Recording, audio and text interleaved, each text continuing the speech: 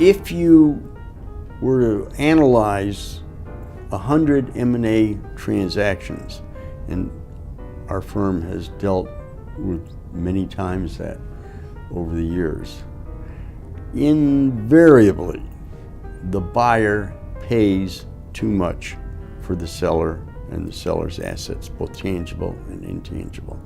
I can't really explain it other than that M&A transactions are fun and CEOs get a kick out of buying somebody else, and the sellers, knowing that they have a desirable asset, are able to increase the selling price so that in the majority of transactions, the buyer, in our judgment, when we do a detailed fair value study of all the assets acquired, we end up with less values than the buyer actually paid.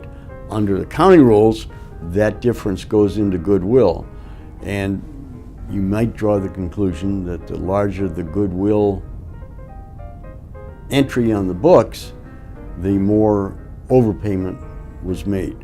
Most financial security analysts probably don't look at it that way, but those of us in the valuation business do look at it that way, and we do find a lot of overpayments. The solution to this problem is relatively simple, but we have been unable to convince clients to do what's necessary, and that is to do a preliminary valuation of the specific assets prior to closing the transaction. And I've often wondered why we aren't retained by our clients to do this. It's not just us, it's almost everybody in the valuation field has the same experience. We're always called in after the deal is consummated, after the purchase price has been determined, and then we're left to give the buyer the bad news that there's a lot more goodwill than they anticipated.